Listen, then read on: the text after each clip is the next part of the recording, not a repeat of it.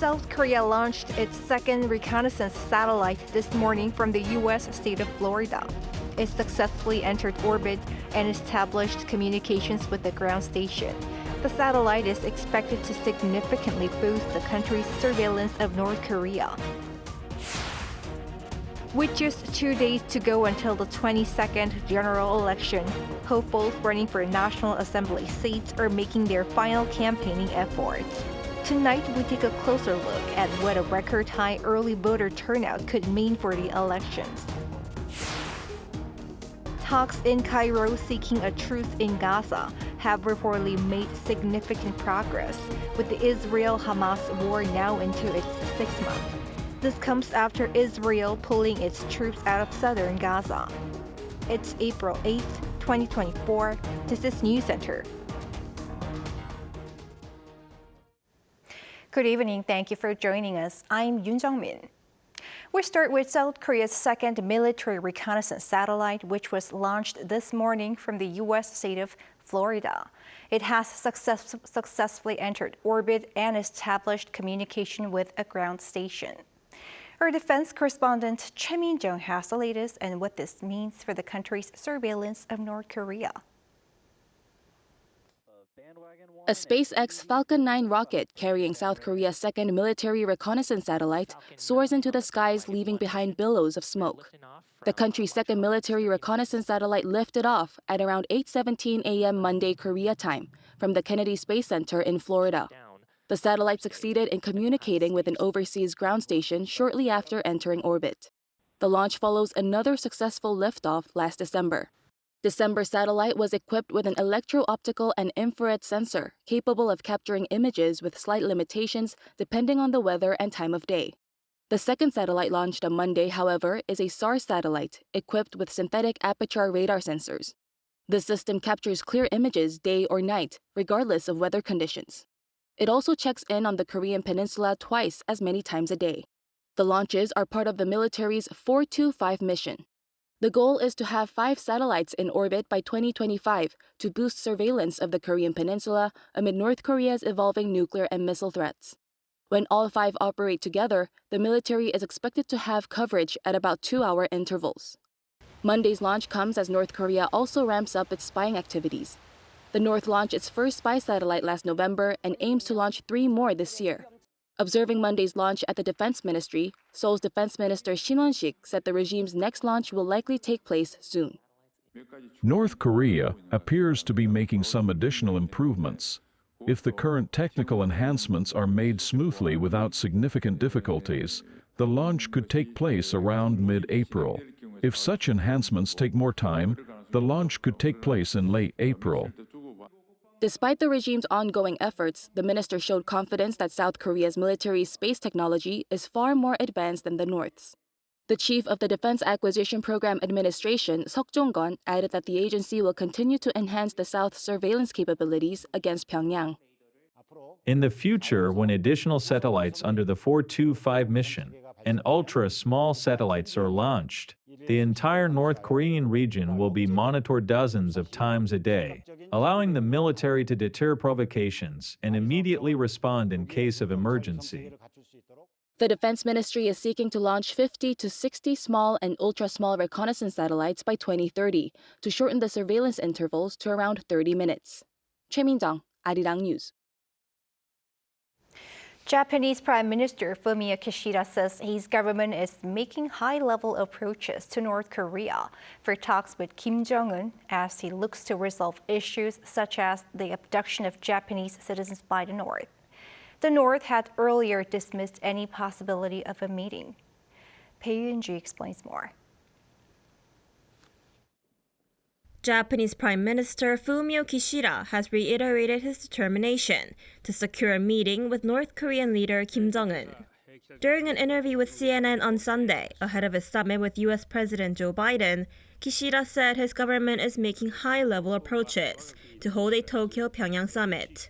He added the purpose of promoting the meeting is to address unresolved issues and promote stable relations, apparently referring to the abduction of Japanese citizens in the 1970s and 80s, as well as the North's nuclear and missile development. The Japanese leader also said his government is monitoring military cooperation between North Korea and Russia and called joint military drills between China and Russia concerning with respect to international order and stability. For the past few weeks, Kishida has repeatedly said he wishes to push for a summit to resolve the abduction issue, which has been a main obstacle in Japan's relations with North Korea. As I've said before, to solve the abduction problem and other North Korean issues, a summit is crucial. I have been working directly on realizing this with North Korea through various channels.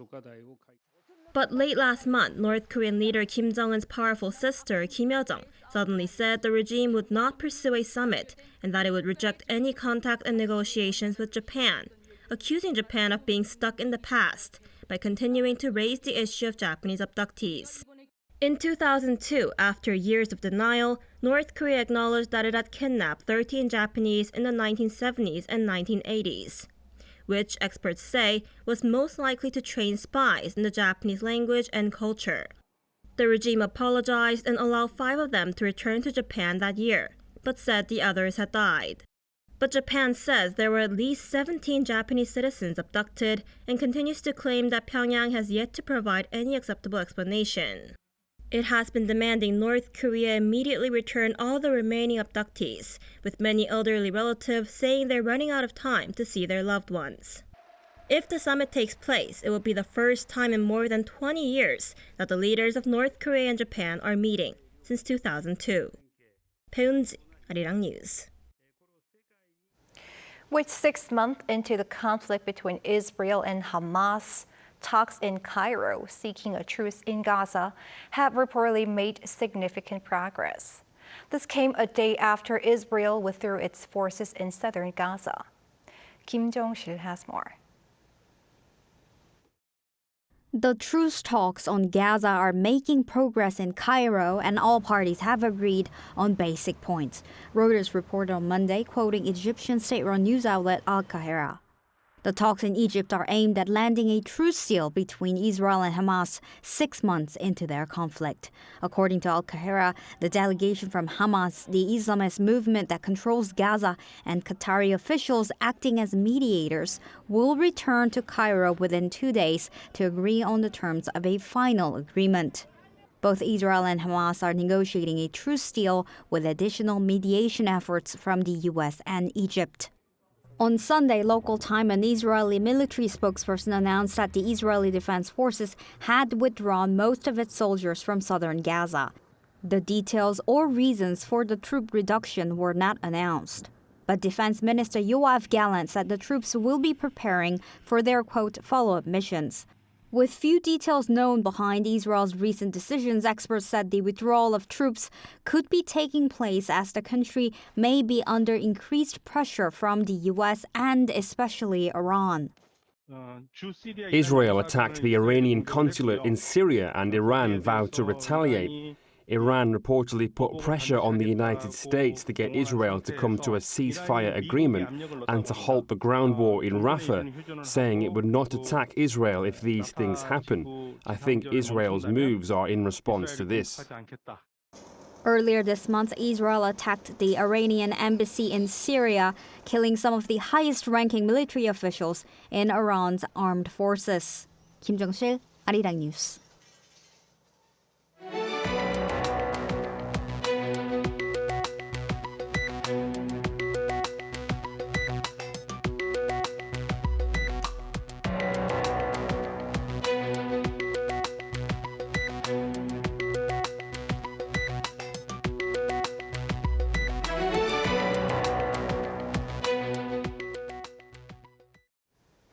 We've entered a final countdown for this Wednesday's election day, which will decide who gets to be part of the 22nd National Assembly of South Korea. With less than 48 hours remaining, our National Assembly correspondent Lee Si-hoo updates us on Canada's final campaign efforts. With the April 10th election day just around the corner, South Korea's capital region is heating up with competition. On Monday, just 2 days before final voting for the nation's 22nd general election, leaders across camps are focusing their campaign efforts in Seoul and the surrounding Gyeonggi-do province. The ruling People Power Party's interim leader Han Dong-un visited key cities in Gyeonggi-do province to support running candidates. While originally unannounced, Han later added to his itinerary an additional visit to the city of Incheon, which PPP's Won Hee-dong and the main opposition Democratic Party's leader Lee Jae-myung are racing against. Lee also started his daily campaign in the city before visiting other key districts in Seoul. He too supported other DP candidates in major battlegrounds, namely the Jongno-gu district in central Seoul, a traditional political hotspot. Other minor parties, including the Green Justice, Semire, New Reform, and Rebuilding Korea parties, also made their final push in the capital region. The focus in and near Seoul isn't quite a surprise considering how 122, or nearly half of all 254 electoral districts, are located in the capital region. While the voter turnout rate during last week's early voting marked a record high 31.28%, the figure for the capital Seoul was even higher at 32.63%, possibly suggesting even higher public interest in the region. The PPP attributed the strong turnout to people's judgment toward the main opposition party, while the DP viewed it as a sign of strong public sentiment against the government. With the release of further opinion poll results restricted until voting finishes on Wednesday, candidates are on the final stretch of their election campaigns. Lee Si-hu, Arirang News. Health authorities have reaffirmed their hopes for constructive talks with medical practitioners, who, for their part, have shared plans to make a public address about their stance later this week. Lee Eun-hee has the latest.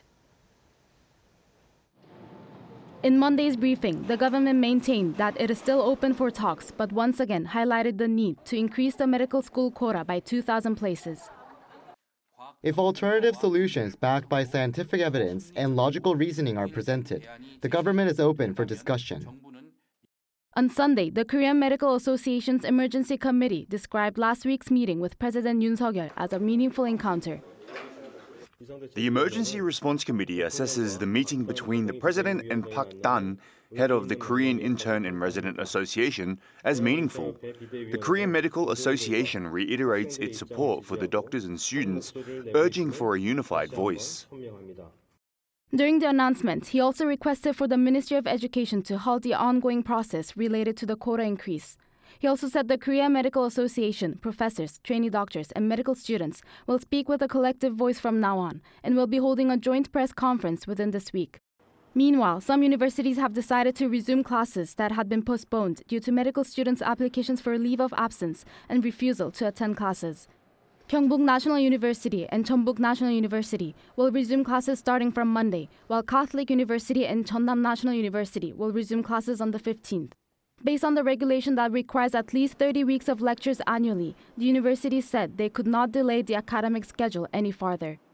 Lee Eun-hee, Arirang News.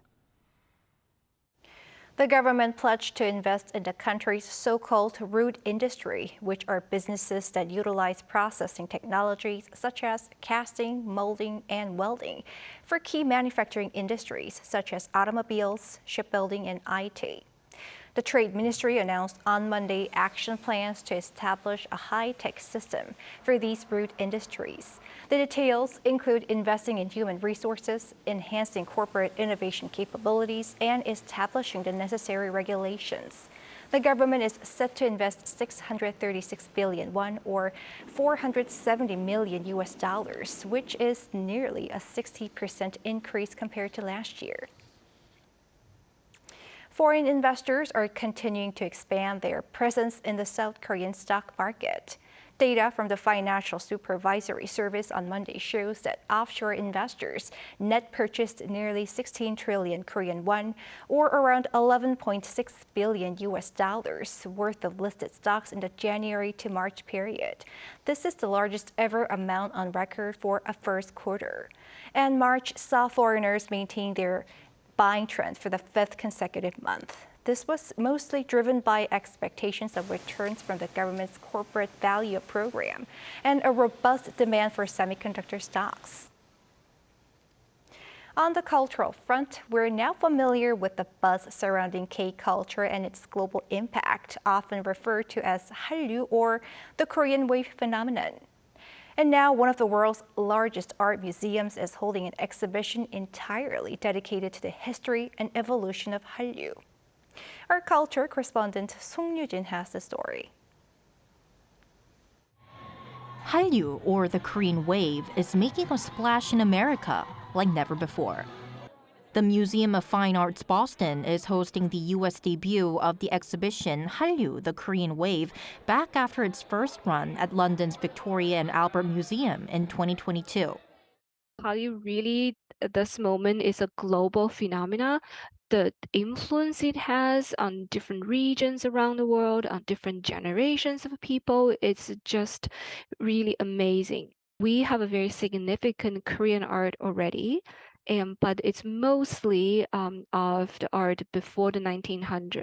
I think it's very important to show that creativity, energy, and innovation. MFA's Hallyu, the Korean wave, showcases around 250 costumes, props, photos, videos, and artworks on Korean popular culture. The first section, From Rubble to Smartphones, delves into Korea's history over the past century through photos, videos, posters, and archival materials. We think it's very important for people to understand Korea's recent history and how Hallyu really came out of there. And this is an incredible story about resilience and innovation. Next, visitors explore the present K-culture with outfits worn by K-pop groups aespa and 80s. There are the iconic pink and green suits from the Netflix hit Squid Game and a recreation of the bathroom set from the Oscar-winning film Parasite. Wrapping up the experience is a dance challenge, inviting visitors to try K-pop's synchronized moves. But what distinguishes MFA's Hallyu, the Korean wave, is its blend of past and present. Korean-American artist Julia Kwon's work showcasing patchwork textiles resembling bojagi, a traditional Korean object wrapping cloth, is an example. My textile work that draws attention to the rise of anti-Asian hate during the COVID-19 pandemic is currently on display in Hallyu. I integrate patterns from contemporary socio-political events into the bojagi design to question people's preconceptions on authenticity and otherness. My work considers what it means to form an Asian feminine identity today within the context of globalism, cultural hybridity, intersectionality. Hallyu, the Korean wave, runs until July 28th at the MFA's Anne and Graham Gunn Gallery before heading to the Asian Art Museum in San Francisco. Song-Yujin, Arirang News.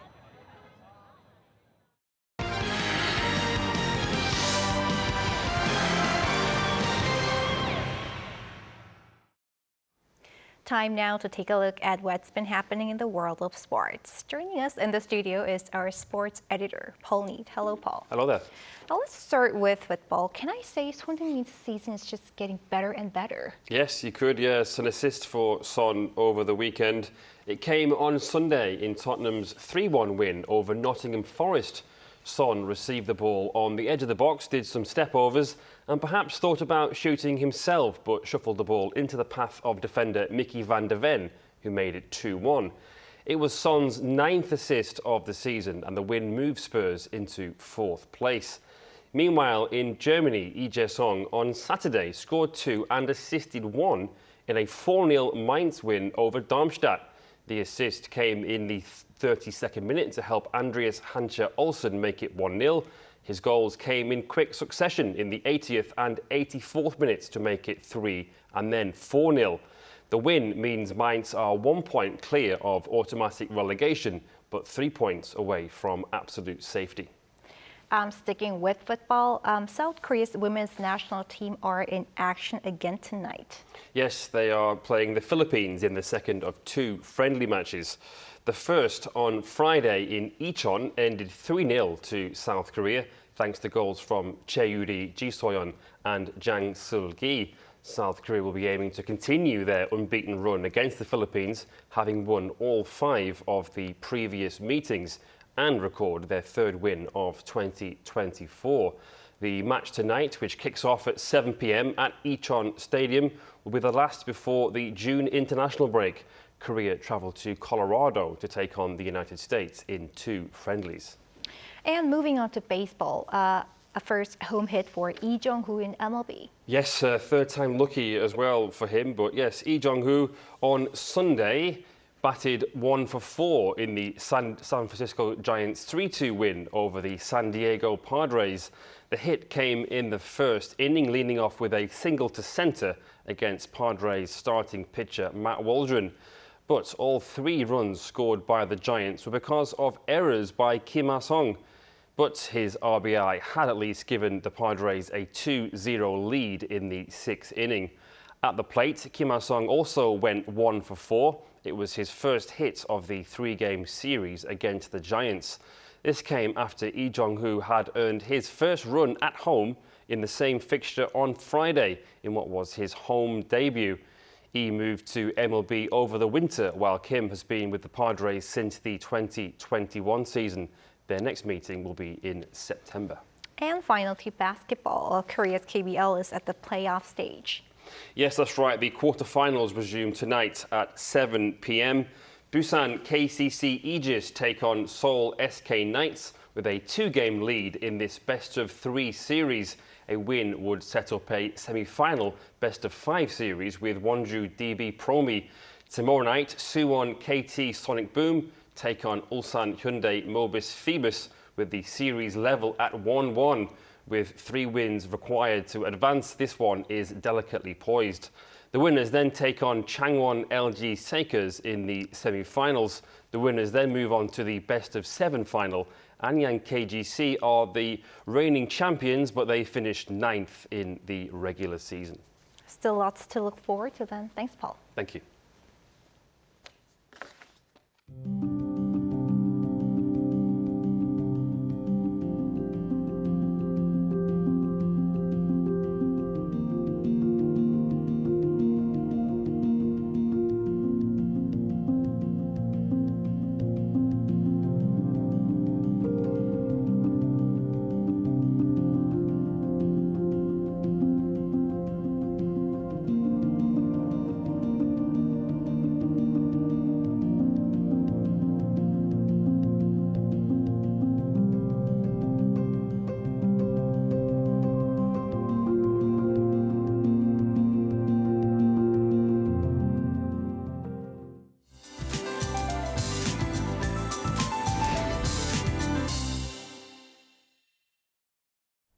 High temperatures continue throughout the day today. Daytime temperature in Seoul rose to 23 degrees Celsius and 26 degrees in Daegu, feeling like early summer. Tomorrow will be as warm as today. However, daily temperature differences will be around 15 degrees. As cold air flows in from the East Sea, temperatures on the East Coast will drop by about 10 degrees overnight, which will be somewhat chilly. Please take care of your health. Tomorrow, raindrops will fall slightly between morning and evening in Gwangju and inland areas of Jeollanam-do province. You need to take your umbrella on your way out. Strong winds of more than 50 meters per second are expected across the country tomorrow. Precautions will be needed so as not to start a wildfire. Tomorrow morning will start off with mild conditions. Seoul, Daejeon, Daegu 10 degrees, Busan and Jeju 12 degrees. Daily highs will move up to 19 in Seoul and Jeju, Daegu 18 degrees Celsius. Clear and dry weather will continue for a week without any news of rain. That's all for Korea. Here are the weather conditions around the world.